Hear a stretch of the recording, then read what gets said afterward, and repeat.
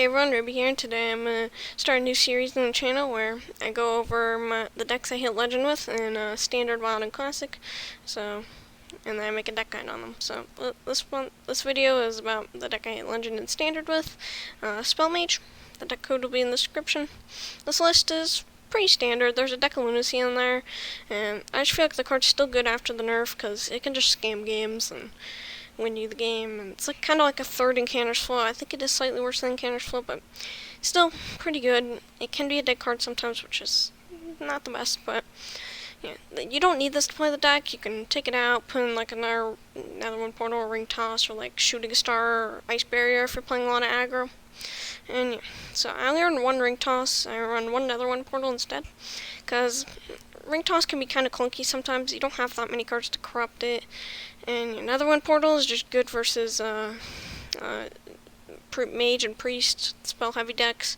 You can have synergies with like secret cards from Font of Power, like Apex Smuggler, Arcanologist, Game Master, stuff like that. Ring Toss is also a 4-mana spell, which would turn into a 7-mana spell when you play Deck of Lunacy, which 7-mana spells aren't the greatest, like Commencement, that's bad. And yeah, Ring Toss, I don't like that much, but you can put second one instead, another one portal or something, or the deck Lunacy. So the mulligan guide for this deck: you always keep Encanter's Flow. You almost always keep Lunacy. I wouldn't keep it in some matchups if you have Encanter's Flow, but sometimes against aggro it's better to play Encanter's Flow first, then deck of Lunacy, because the only 9-mana spell in the game is Libram of Hope, and your Mask of Cthulhu's and Flame Strike will turn into a Libram of Hope. I'll keep Arcane Intellect and Refreshing Spring Water if I already have an Encanter's Flow or deck of Lunacy. Font of Power is good in like more tempo-based matchups, and Devolving Missiles is really good versus Paladin. Like, this has won me a lot of games versus Paladin. It's really good.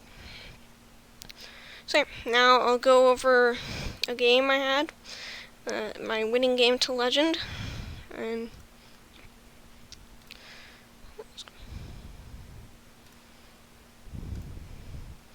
so here we are getting to a game. Let's see what it is.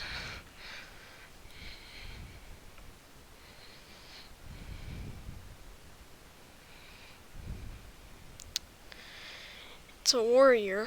It's Rush Warrior. I went 4-3 versus it in total.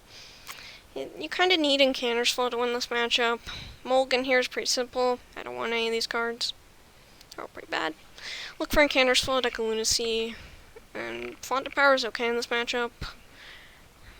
Yeah, I got Encanter's Flow and Refreshing Spring Water, which is a very good hand. Let's see what they do. If they have the Gnarg dude on one or not. They don't.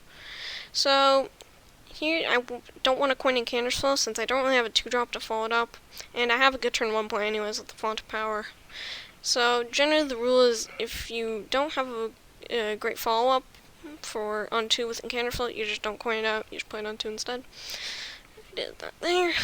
Encanter's Flow is so insane. Like, it's like 2-mana cheat, like 20, 25. Normal Challenger comes out.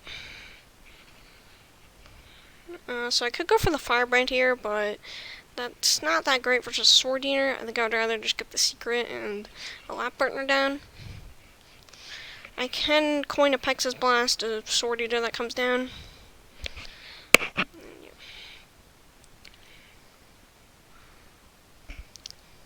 Emotes. Squelch. So Tent Trasher here. This is a very good coin in Pex's Blast. And I could go for the Refreshing Spring Water, but normally you can save it if you have a good play already. Here, I think I should have played it though, because if I draw a Ring Toss off it, I can corrupt the Ring Toss. And so yeah, I think I made a mistake there. I think I should have played the Spring Water. But there is an argument for like holding on to it, because like I can. If I like want to play something or something, it'll give me the option. So here I'll just play the Spring Water. Again, there are Pex's Blast, which is pretty good. Also corrupts the Ring Toss, which is good. Studies.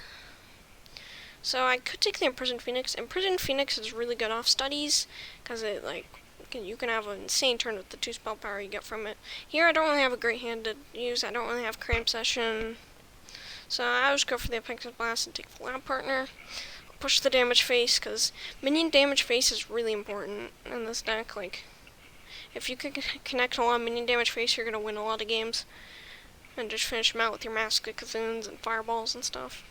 So I go for a Sword Eater and a Cutting Class. This activates the Nether One portal. This is why Nether One portal is really good in the deck. Just it was like a 2-mana 3/5 there. It's pretty good. Got me tempo.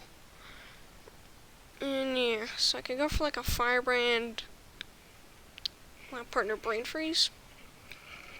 Hopefully I hit the Sword Eater. Got pretty unlucky, but it's fine. I can just Rune Orbit and still push some damage face. Shooting Star is pretty nice here. I think it's better than the other 2 options. Potion is okay, but I don't feel like I need the value in hand. I have like Ring Toss and Sage for value, because I can like fill up my hand. So now here I can trade. I can also go face, but I think I'll play around like Shield of Honor or like Rakara or something. That's almost run. Stage Dive. Let's hope they don't have the Blade Master Samuro with like a conditioning. And it would have to be buffed from the Stage Dive, obviously. It's only a Crab Rider off the Stage Dive, so they won't clear our whole board. Though they do have the Dark Moon Riders from the bumper car. Let's see what they do. They just play some 3/3s. They kill my Lab Partner. They could kill my 3/4, but looks like they don't. Now here I have 2 options. I could go for the Mask of Cthulhu and try and set up lethal. The problem with that is I don't really have any, I don't have a lethal setup. Like, I can go for like an Arcane Intellect the next turn, look for Fireball. Or I could go for Ring Toss, and since their turn 8 play is going to be a Troublemaker, I want to look for Mirror Entity to try and stop them from playing Troublemaker. So, yeah, I think that is the better play, although there is an argument for Mask of Cthulhu being better here. And I think I do end up going for the Ring Toss, plus the Encounter Slow. I don't want to play the Arcane Intellect here because I want to get the discounts from the flow, and I want to get my ping in to kill the Crab Rider. I took an Ice Barrier just to stop me from like getting surprise killed in like 2 turns with like an Alex as their finisher. And I took the Oasis Ally because they're gonna have to trade into this. They don't have any ways to like use spells to kill it, so Oasis Ally is pretty good. So they go for a Stage Dive, probably testing for like a counterspell or something. Yeah, it looks like that's what they did. Just go for the Cutting Class. So yeah, if they want to kill this 3/1, there's going to be a Water Elemental, surprising them. Ice Barrier just keeps me safe. So they only have 5 mana left. Their best play is like maybe a second 10 Trasher, I don't know. Because if they had a second 10 Trasher, they could kill the Water Elemental if they use their face. Looks like just a bumper car and a Gnarg. So the Oasis Ally, I don't know if they were expecting that, because they look kind of surprised.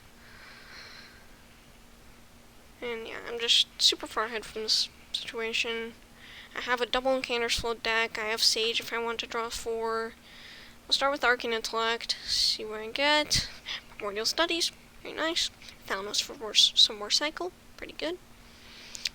I can also devolve this board and push like 9 damage to the face. Or even 10 if they get a dormant. With the Thalamus and the Mask, and then I have another Mask, but it's probably not going to be lethal since they have a pretty buffed up hand. And like they could play like an Alexstrasza or something on this turn. So I don't really have a lethal setup, but I have the Sage to draw a lot of cards. I have Thalamus for a card draw. I have the card you top deck each turn. So I'm in a pretty good spot here.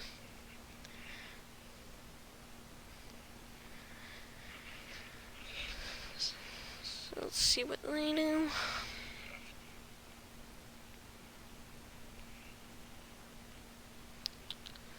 Parade Leader, it's buffed by conditioning, as a lot of their cards are. Run Tech, just, it's not enough. The Temple Warrior decks only have like Alcatraz as their healing. They don't run really armor gains, it's shield block rotate and stuff. And yeah. This is pretty awkward here with the Brain Freeze. I could go for Mask and Brain Freeze. The problem with that is there's a lot of health on board, and I'm not going to be able to really trade, or I'm not going to have enough damage to go face. So I'll just go with the Sage. I can hit like a Refreshing Spring Water, and like cheat some mana. I do hit it. Fireball. Cram Session for more cycle, and he concedes. And just like that, we hit Legend, day 1. Yeah. So this game showed the strength of the deck. When you draw encounters fall on 2, you win a lot of games. And yeah, that's going to be the end of the guide. Thank you guys for watching. And, yeah.